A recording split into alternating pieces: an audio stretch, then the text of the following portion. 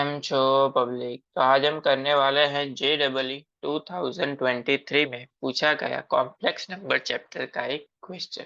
तो देखते हैं कॉम्प्लेक्स नंबर चैप्टर में से कौन सा क्वेश्चन पूछा गया था। तो कॉम्प्लेक्स नंबर चैप्टर में से क्वेश्चन पूछा गया था कुछ ऐसा।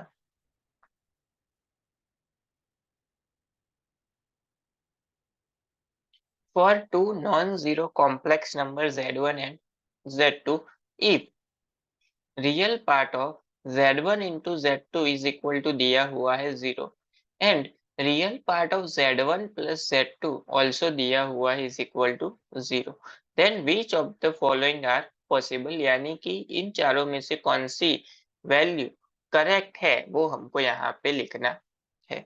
उसके लिए ऑप्शन दिए हुए हैं दो दो की पेयर में। चलिए देखते हैं इस वाले क्वेश्चन को कैसे सॉल्व करेंगे। सबसे पहले तो यहाँ पे हमको दो इक्वेशन दिए हुए हैं। एक इक्वेशन है real part of Z1 into Z2 and दूसरा है real part of Z1 plus Z2। तो सबसे पहले तो यहाँ पे हमको क्या करना पड़ेगा, सबसे पहले Z1 into Z2 फाइंड करेंगे and Z1 plus Z2 find करेंगे। चलिए देखते हैं कैसे सॉल्व करेंगे इसको।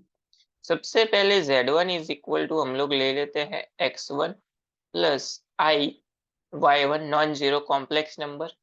उसी तरह से Z2 इज इक्वल टू ले लेते हैं X2 प्लस I Y2। सबसे पहले क्या फाइंड आउट करना है, Z1 इंटू Z2। तो Z1 into Z2 is equal to क्या हो जाएगा, Z1 X1 plus I Y1 into X2 plus I Y2। चलिए दोनों को मल्टीप्लाई कर देते हैं तो क्या हो जाएगा, x1 दोनों के साइड मल्टीप्लाई यानी कि x1 इंटू x2 प्लस आई y2 इंटू x1। इसको मल्टीप्लाई करेंगे आई y1 तो plus I y1 into x2 plus i into y क्या हो जाएगा, i square y1 into y2। I square मतलब क्या होता है -1। तो यहाँ पे x1 plus x1 into x2 minus i square मतलब -1 तो y1 इंटू y2।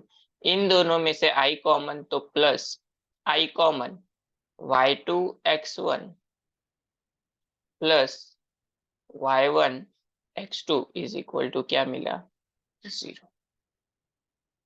अब उसी तरह से फाइंड आउट कर लेते हैं हम लोग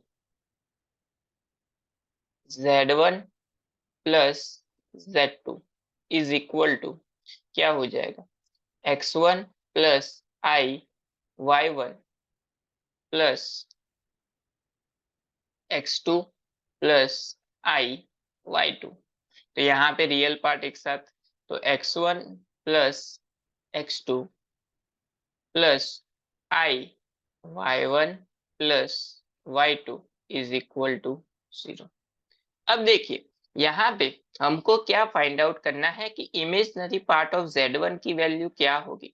तो यहाँ पे देखिए इमेजिनरी पार्ट ये है एंड यहाँ पे इमेजिनरी पार्ट ये है। तो इमेजिनरी पार्ट को अगर हम 0 से कंपेयर करें तो क्या होगा, सबसे पहले यहाँ पे देखिए इसको अगर हम 0 से कंपेयर करें तो y1 plus y2 is equal to 0, यानी कि y1 इज इक्वल टू क्या होगा, -y2।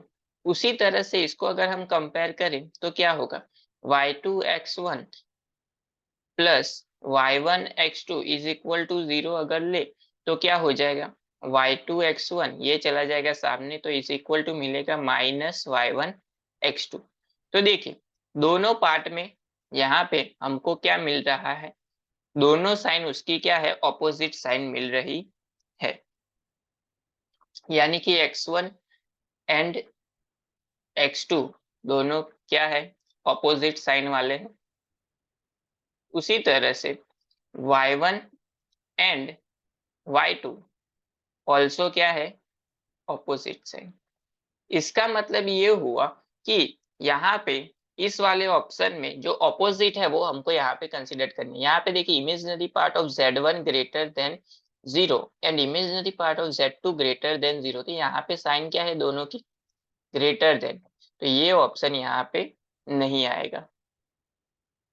उसी तरह से यहाँ पे देखिए, यहाँ पे साइन क्या है, imaginary part of Z1 less than 0 है and imaginary part of Z2 greater than 0 है। दोनों की साइन क्या है, उल्टी है एक दूसरे से, यानी कि ये वाला ऑप्शन सही है।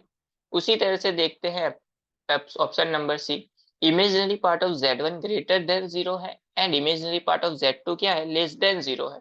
दोनों उल्टे हैं एक दूसरे से, तो ये वाला ऑप्शन भी यहाँ पे सही है। And imaginary part of Z1 less than 0 and imaginary part of Z2 less than 0, दोनों क्या है, लेस देन है, यानी कि ये ऑप्शन क्या है, गलत है। तो दो ऑप्शन यहाँ पे सही है, बी एंड सी, यानी कि करेक्ट ऑप्शन हो जाएगा हमारा सेकंड वन, जो हमको क्वेश्चन में पूछा गया था। बहुत ही इजी क्वेश्चन था, सिर्फ Z1 into find Z2 find out करना है, Z1 plus Z2 find out करना है, उसके इमेजिनरी पार्ट को कंपेयर करो तो दोनों क्या आएंगे, ऑपोजिट आएंगे। इसका मतलब ये हुआ कि